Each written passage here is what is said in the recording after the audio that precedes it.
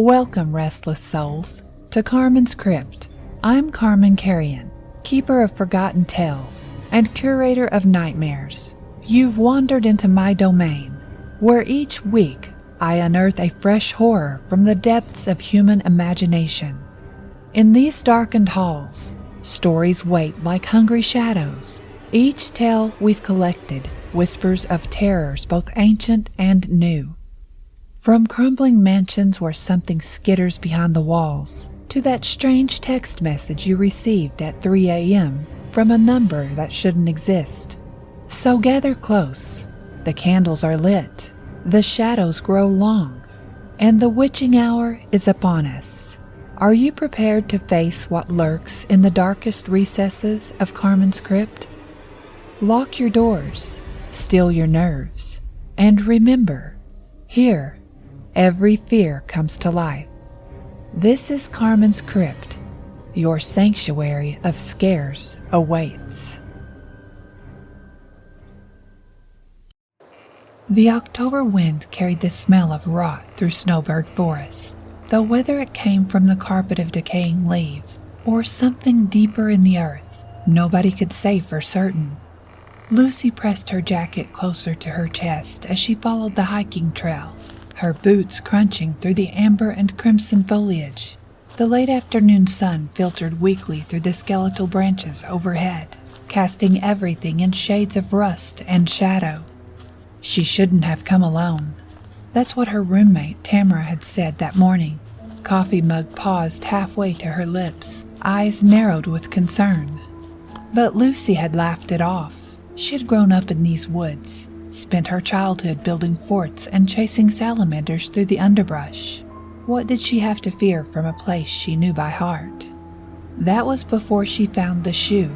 It sat half buried in the soft earth just off the main trail, where Lucy had wandered to photograph a particularly grotesque fungus sprouting from a fallen oak.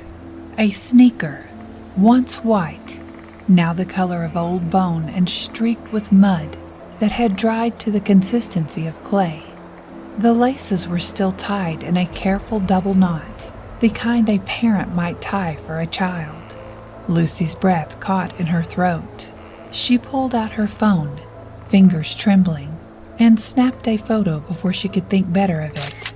The flash seemed obscenely bright in the gloom of the forest. As she lowered the phone, something else caught her eye. Another shoe. This one further into the woods, barely visible beneath a pile of rotting leaves. This was wrong. This was very wrong. She should call someone. The police, maybe?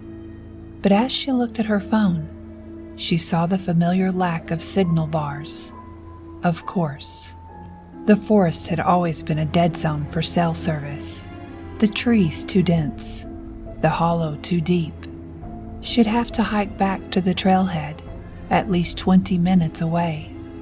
Lucy stood there, the wind picking up around her, sending dried leaves spiraling through the air like diseased butterflies. The rational part of her brain screamed to turn back, to run, to get help.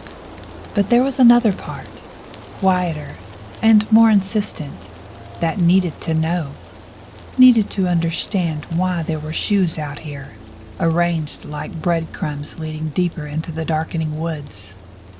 She followed them. The third shoe sat propped against a tree trunk, positioned upright as if someone had placed it there deliberately. The fourth was hanging from a low branch by its laces, turning slowly in the breeze. Each discovery sent ice through Lucy's veins, but she couldn't stop. The forest seemed to close in around her, the trees pressing closer, their branches intertwining overhead until they blocked out most of the remaining daylight. The trail of shoes led her to a part of Snowbird Forest she'd never seen before, though that seemed impossible. A hollow opened up before her, a depression in the earth where the trees grew twisted and wrong, their trunks bent at unnatural angles, as if recoiling from something buried beneath the soil. The air here was different, heavier, thick with the cloying sweetness of advanced decay that made her gag and press her sleeve over her nose and mouth. At the center of the hollow, partially covered by a thin layer of leaves and forest debris, was a mound of earth. It was roughly rectangular, about 5 feet long, and clearly not a natural feature of the landscape. Lucy's heart hammered against her ribs as she approached, her legs moving of their own accord, despite every instinct screaming at her to flee. The mound was a grave, an unmarked, hidden grave in the deepest part of Snowbird Forest. Lucy's hands shook as she brushed away some of the leaves with the toe of her boot, revealing disturbed earth beneath. How long had this been here? Weeks? Months? The soil looked relatively fresh, darker than the surrounding ground, not yet fully settled. She thought of all the missing person posters that had appeared around town over the years, the faces of young women smiling out from telephone poles and grocery store bulletin boards, faces that gradually faded as the weather wore away the paper and people's memories dimmed. A sound broke through the silence of the hollow, a soft rustling that wasn't quite wind. Lucy spun around, her pulse thundering in her ears. The twisted trees stood silent and still. Nothing moved in the gathering darkness between their trunks, but she had the overwhelming sensation of being watched, of eyes tracking her every movement from somewhere she couldn't see. She needed to leave, now. She needed to mark this spot somehow, get back to civilization, call the police. As she turned to orient herself, to find the way back to the trail, she realized with mounting horror that she couldn't remember which direction she'd come from. The hollow seemed to have no entrance, just a ring of bent and broken trees that all looked identical in the failing light. That's when she heard it. A sound, high and thin, and absolutely wrong in this dead place. Not quite a whimper, not quite a wheeze, like air escaping from a punctured lung, or the cry of something that no longer had the mechanism to make proper sounds. Lucy spun again, her scream catching in her throat. There was no one there, just the grave, the trees, the suffocating darkness pressing in from all sides. The sound came again, closer now, seeming to come from everywhere at once, a wet, rattling keen that made Lucy's skin crawl. It was followed by a scraping noise, nails on wood, or bone on stone, rhythmic and deliberate. Lucy's blood turned to ice water. The sounds were coming from beneath the earth. "Hello?" she called out, her voice cracking with terror, even as part of her mind screamed that she was a fool for announcing her presence. "Is someone there?" The temperature in the hollow plummeted, Lucy's breath now visible in great clouds of vapor. The scraping grew louder, more frantic, joined by a muffled thumping that could only be something striking the underside of the grave from below. The earth over the grave began to shift, slowly at first, just a gentle rising and falling, like something breathing beneath the soil. Then, more violently, dirt spraying up in handfuls, as something underneath began to claw its way to the surface. Lucy stood transfixed with terror, unable to move, unable to look away. A hand emerged first, gray-white and swollen with decay, the fingers bent at wrong angles, the nails completely gone, leaving only raw, bloody nail beds caked with dirt. Then an arm, clothed in the rotting remains of what might once have been a floral dress. The flesh had gone soft and loose, sloughing off in places to reveal the bone beneath. Lucy finally found the ability to move. She ran, crashing through the underbrush, branches tearing at her face and clothes. Behind her, she heard the wet, sucking sound of a body pulling itself from the earth. heard the dragging shuffle of something that should not be moving, giving chase. A wail erupted from whatever pursued her, wordless, agonized, the sound of a throat too ruined to form language. It rose and fell in terrible waves, punctuated by wet, gurgling gasps, and the clicking of a broken jaw, trying and failing to close properly. Lucy's lungs burned as she ran, her vision blurring with tears. She had no idea which direction she was heading, only knew she had to get away, had to escape this nightmare hollow and whatever horror she had awakened. The forest seemed to fight against her, roots rising up to trip her, branches reaching down to snag her hair and clothing. She burst through an especially dense thicket and found herself on a trail, not the main hiking path, but something smaller, overgrown, that looked like it hadn't been used in years. She followed it anyway, praying it would lead her out, lead her to safety, lead her anywhere but back to that hollow and its terrible occupant. The dragging, shuffling footsteps never fell behind. If anything, they seemed to be getting closer. That horrible keening continued, rising to shrieks that sounded almost like attempts at words, but never quite achieving them. Just raw, primal sounds of rage and loneliness and despair. Lucy's foot caught on an exposed root, and she went down hard, her palms scraping against rocks hidden beneath the leaves. She scrambled to her feet, but not before catching a glimpse of what pursued her. The girl, for it had clearly once been a girl, perhaps 14 or 15, lurched between the trees 20 yards back. Her face was a nightmare of mottled gray skin, stretched too tight over bone, one eye socket empty and weeping dark fluid, the other eye milky white and staring with terrible intensity. Her jaw hung at an unnatural angle, broken or dislocated, and when she opened her mouth, black beetles poured out, along with a sound like wind through a cracked flute. The creature's one remaining hand reached out toward Lucy, grasping, desperate. "I'm sorry," Lucy sobbed, running again. "I'm so sorry." The thing behind her shrieked again, a sound of pure anguish that echoed through the darkening woods.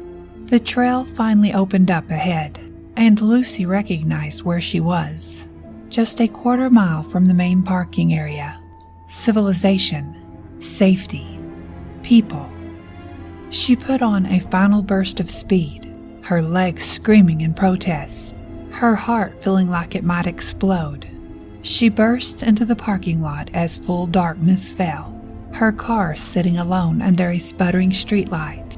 She fumbled with her keys, hands shaking so badly she could barely get them in the lock. As she finally yanked the door open and threw herself inside, she made the mistake of looking back at the tree line.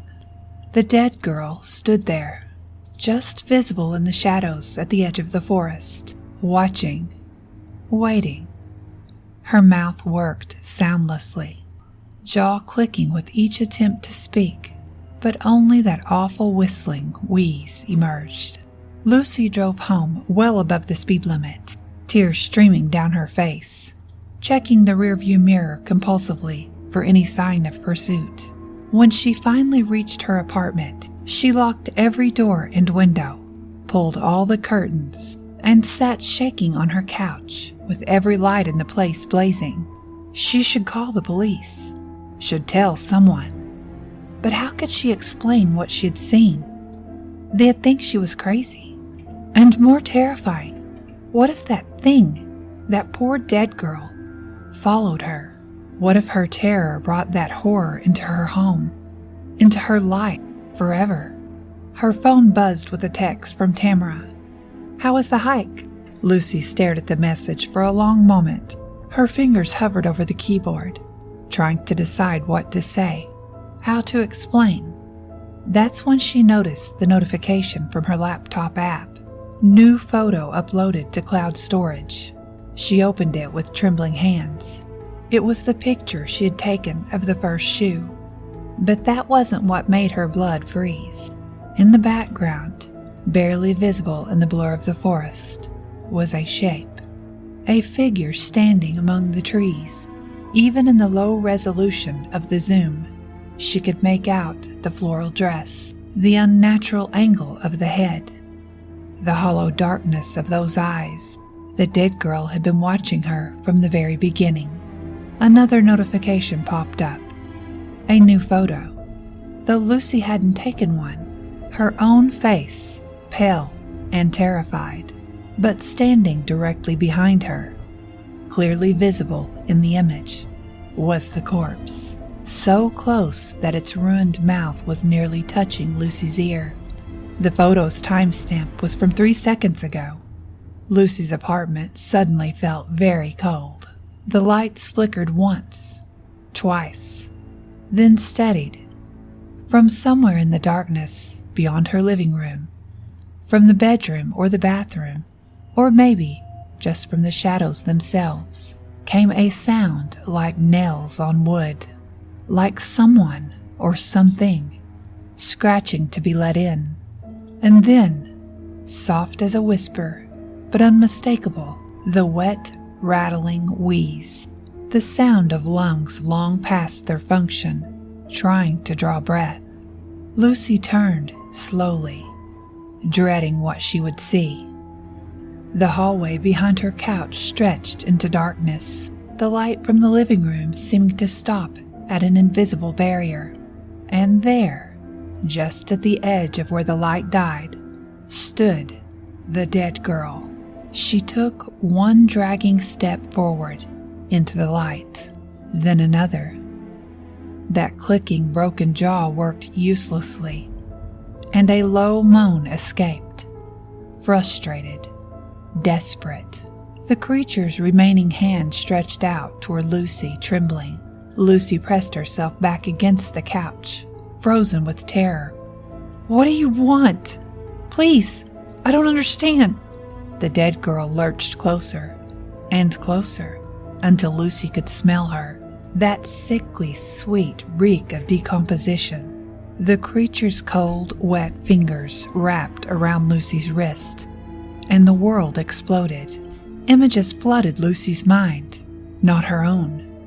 A summer night, stars visible through the trees, a tent pitched in a clearing, a man's face, smiling, familiar, someone she trusted. Then hands around a throat. The desperate, futile struggle for air, the bite of a shovel striking earth, the weight of soil pressing down, down, down. The screaming that no one heard, the scratching at the wooden box lid until fingers broke and bled, the slow, horrible realization that no one was coming. Days of fading consciousness, the air running out, the crushing weight of abandonment, and then the years, the endless, empty years of being forgotten, of lying alone in the dark while the world went on above, while people walked over the grave and never knew, while search parties came and went, while hope died and took everything with it. Lucy saw the girl's name, felt it like a brand on her consciousness. Sadie, 15 years old, gone during a camping trip, never found. Her parents' grief, their eventual move away, their deaths, one after another, hearts broken by unanswered questions, and through it all, Sadie had remained, trapped in the earth, unable to rest, unable to let go, unable to make anyone understand. The vision stopped as suddenly as they had begun. Lucy collapsed to the floor, gasping, tears streaming down her face. The dead girl, Sadie, stood over her, her ruined face somehow conveying a desperate hope. She reached out again, more gently this time, and touched Lucy's forehead. More images. Sadie's family, her friends, the life she'd never gotten to live, the graduation she'd never attend, The love she'd never find, the children she'd never have, all of it stolen in one terrible night and buried in the dark of Snowbird Forest. And then, finally, Lucy understood what Sadie wanted, what she needed. To be found, to be remembered, to have someone know that she had existed, that she had mattered, that her absence had meant something. When Lucy opened her eyes, though she didn't remember closing them, morning light was streaming through the windows. She was lying on her couch, fully clothed, covered in dried mud and leaves. Her wrist bore the impression of fingers, dark bruises in the shape of a desperate grip. Her phone showed signs of missed calls and texts from Tamara, increasingly frantic. Lucy picked up the phone with shaking hands and dialed 911. "I need to report a crime," she said, her voice hoarse. "I found a grave in Snowbird Forest. I can take you to it." As she gave the dispatcher the details she could remember, the hollow, the twisted tree, the mound of disturbed earth, she felt a presence at the edge of her vision. She turned her head slowly to see Sadie's reflection in the darkened TV screen. But the dead girl was no longer reaching for her, no longer making those terrible sounds. She simply stood there, watching, waiting. 3 hours later, Lucy led a team of police officers and forensic investigators into the forest. It took time to find the hollow again, but Lucy's feet seemed to know the way, as if something was guiding her. When they finally broke through the underbrush and saw the twisted trees, the officers' expressions changed from skepticism to grim determination. They found Sadie's remains exactly where Lucy said they would be.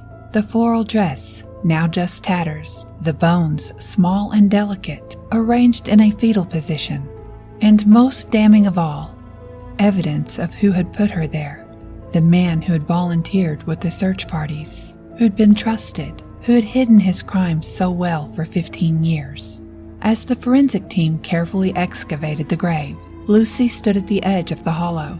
She could feel Sadie here, a cold presence at her shoulder, but no longer menacing, simply watching as her story finally came to light.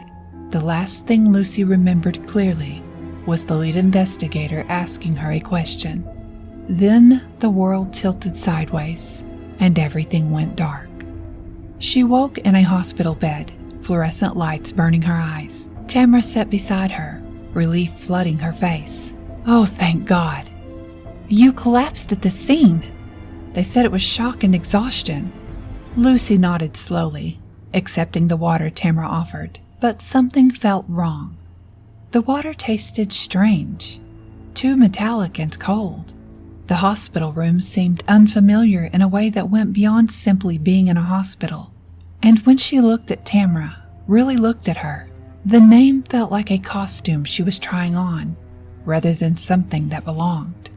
Over the following days, the feeling grew worse. Her apartment didn't feel like home. She couldn't remember where she kept things, had to search for the light switches. Her favorite coffee tasted wrong. Her own reflection in the mirror seemed like a stranger's face, familiar, but not hers. She found herself standing in front of her closet one morning, staring at a floral dress she didn't remember owning. When had she bought that? The pattern seemed so familiar, so right somehow.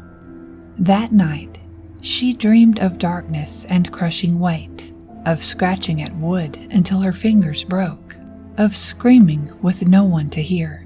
She dreamed of lying cold and forgotten while the world moved on above. She dreamed of parents who grieved, who searched, who eventually stopped looking. When she woke, she was standing in her living room in the dark, staring at a photograph on her phone. A picture of Sadie's family, smiling at a barbecue 15 years ago. Lucy didn't remember downloading it, didn't remember searching for it, but it felt like her family, like her memories. She looked down at her hands, young, living, warm, and flexed the fingers experimentally. Her lips curved into a smile she didn't quite control. Somewhere, deep in Snowbird Forest, in the dark hollow where twisted trees grew, fresh earth had been disturbed. If anyone had been there to listen, they might have heard something beneath the ground. A wet, rattling wheeze, a wordless keen, the desperate scratching of someone trying to claw their way to the surface, the sound of a girl who had finally been found, only to be forgotten all over again. And in a small apartment across town, the thing wearing Lucy's face stood at the window, looking out at the October night with eyes that had seen far too much darkness. Finally, she was alive again. She had a future ahead of her. All those years she had lost, she could have them back now. It had been so easy. Just a touch. Just a transfer of consciousness when Lucy's guard was down, when she was overwhelmed with visions and sympathy. A simple trade. Sadie smiled with Lucy's mouth and went to bed in Lucy's sheets and slept without nightmares for the first time in 15 years. And deep in the earth of Snowbird Forest, something that had once been Lucy screamed in the suffocating dark, just as Sarah had screamed before her, trapped, buried, forgotten, waiting for someone to find where she lies.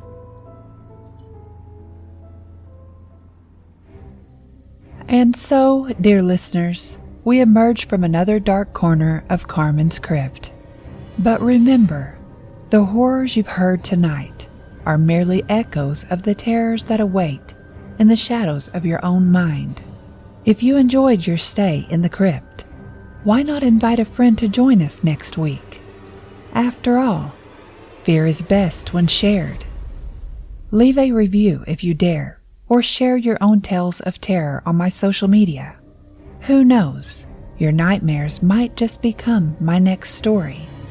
Until next time, keep checking under your bed. And remember, in Carman's crypt, every fear comes alive, and no one is truly safe. Sweet dreams, if you can still sleep at all.